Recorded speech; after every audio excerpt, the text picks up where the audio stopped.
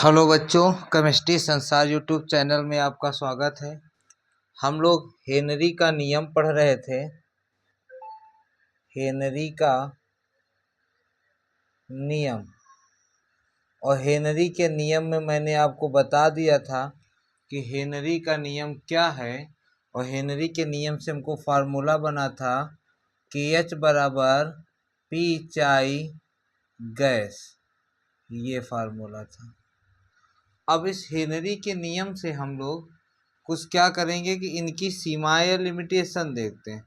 तो जो हम लोगों का कार्य होगा इसमें, वो टॉपिक है हेनरी नियम की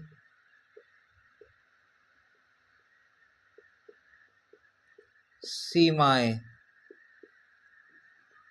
लिमिटेशन ऑफ हेनरीज लॉ, कि हेनरी नियम की सीमाएं क्या हैं। और सीमा में मैं ये कह सकता हूँ कि यह नियम तभी लागू होता है, तो इसमें क्या लिखेंगे कि यह नियम केवल तभी लागू होता है, केवल तभी लागू होता है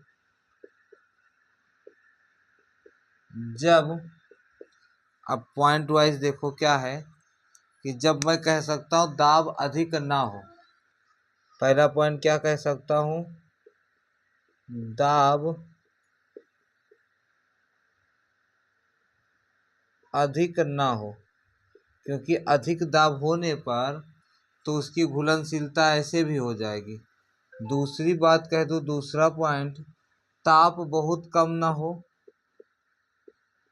ताप बहुत कम ना हो, ताप को कम नहीं होना चाहिए, क्योंकि यदि ताप कम होगा तो घुलनशीलता ऐसे भी ज़्यादा होगी। और थर्ड पॉइंट कह दिया जाए कि गैसों की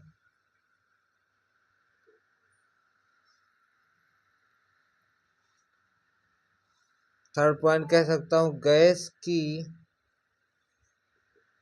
विलायक में विलेयता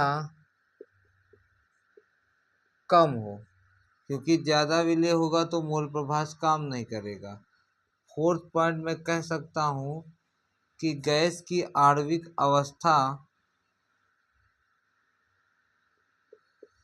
गैस की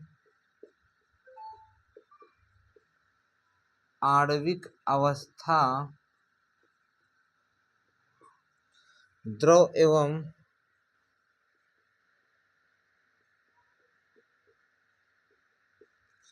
गैस दोनों अवस्थाओं में समान हो, दोनों अवस्था में समान हो, तब ये नियम लगेगा।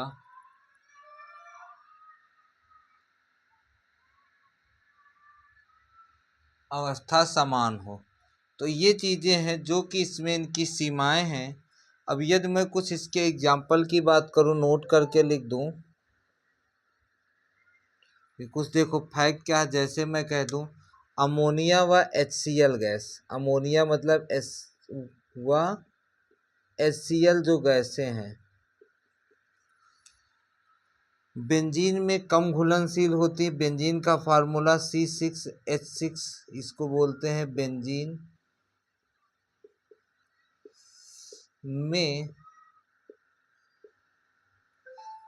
कम घुलनशील होती हैं, कम कम घुलनशील होती हैं, कम घुलनशील होती हैं। इसलिए ये बेंजीन में घुलकर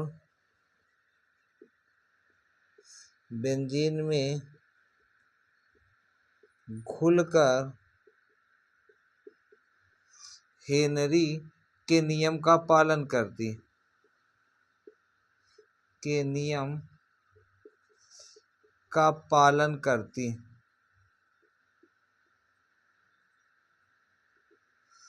परंतु जब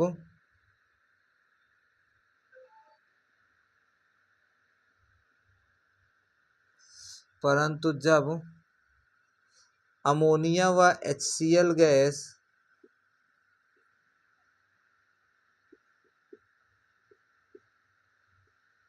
जल में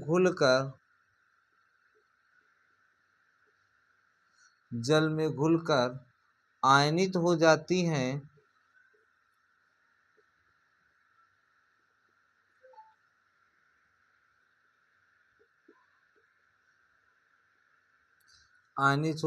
हैं, इसलिए जल में इन पर हेनरी का नियम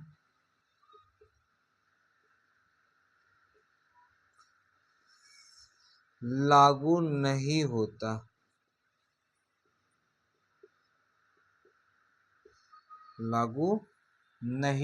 है।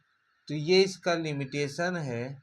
अब यदि मैं इनके हेनरी के कुछ अनुप्रयोग हैं, तो ये चीज़ें ज़रा ध्यान दीजिएगा कि दाब अधिक ना हो, ताप बहुत कम ना हो, गैस की द्रव में विलेयता कम होनी चाहिए, और आणविक अवस्था में गैस और द्रव दोनों क्या होने चाहिए, सामान्य होने चाहिए, समान होंगे। तो ये आपका लिमिटेशन है। तो देखिए जो आगे का है वो हम लोग हेनरी के अनुप्रयोग है, जो बोर्ड में पूछा भी हुआ है, एप्लीकेशन ऑफ हेनरीज लॉ। अब हेनरी के अनुप्रयोग में पहला अनुप्रयोग लिखा हुआ NCERT बुक में, सोडा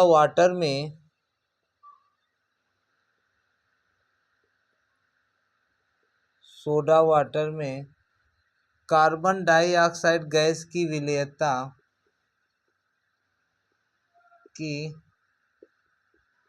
विलेयता बढ़ाने के लिए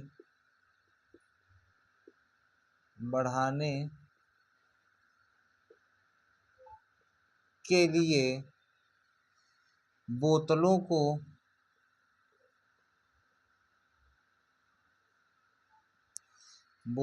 को उच्च दाब पर बंद करते हैं। उच्च दाब पर बंद करते हैं।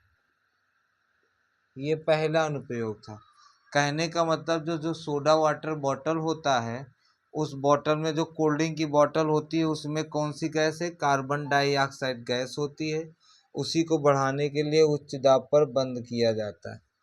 नेक्स्ट कहा जाए कि जो अधिक ऊंचाई पर, जैसे जैसे जो पर्वतारोही होते हैं वो ऊपर जो चढ़ते हैं, तो कहा जाए कि जो अधिक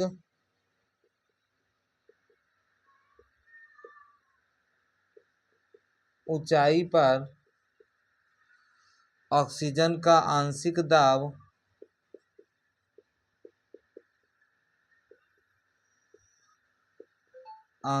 दाब कम होता है, इसलिए आरोहकों का मतलब है पर्वतारोही, जो पर्वत पे चढ़ते हैं, के रुधिर में ऑक्सीजन की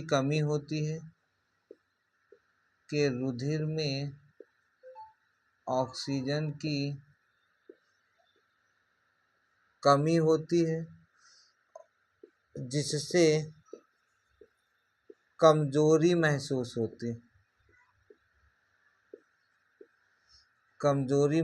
होती है। इस रोग का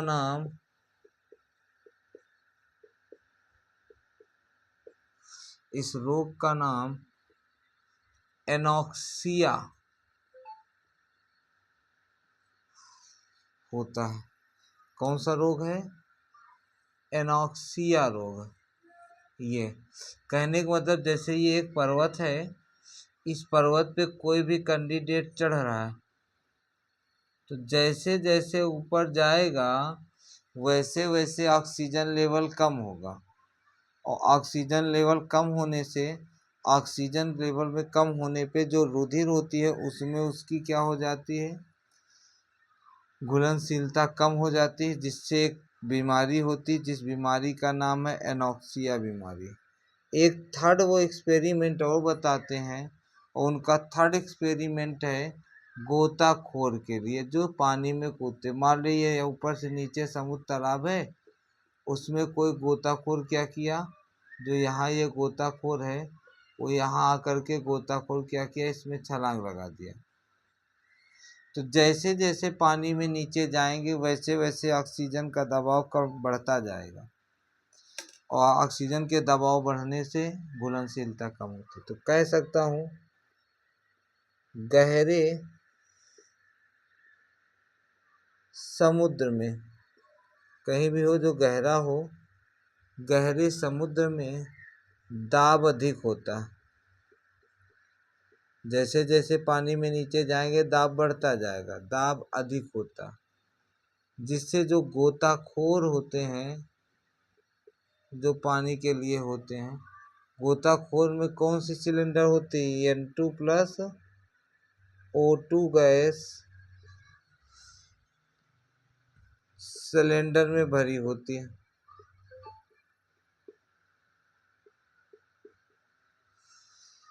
और उस सिलेंडर की जो गैस की रुधिर में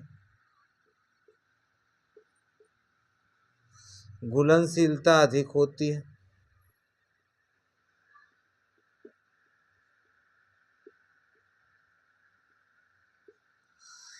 परंतु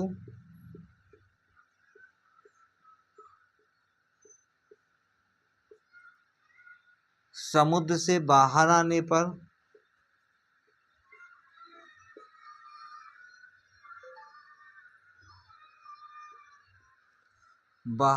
पर दाब कम हो जाता है,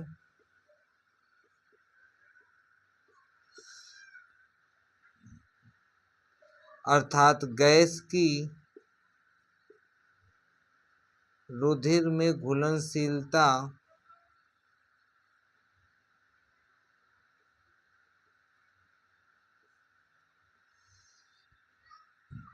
कम हो जाती, तो गैस के बुलबुले बनते,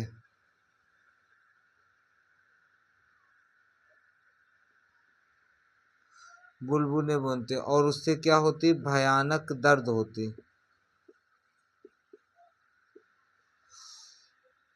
जिससे हम लोग बोलते हैं गांठें या बेंड्स बनते।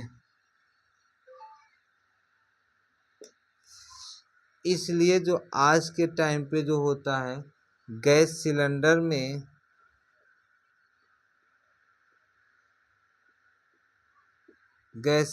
में जो होगा वो N2O2 प्लस He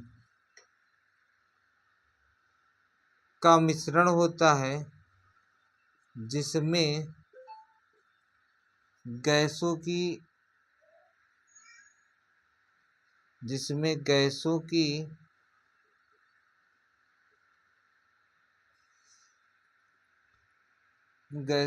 रुधिर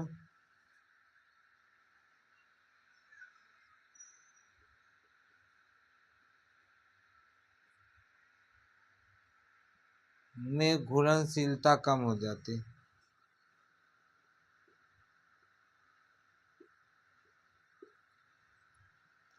तो ये चीज कहते हैं कि जैसे जैसे हम लोग कहा है कि गहरे समुद्र में दाब अधिक होगा, जब गोताखोर नीचे जाएंगे तो गैस का दाब क्या हो जाएगा, बढ़ जाएगा, जिससे रुधिर में घुलनशीलता अधिक हो जाएगी।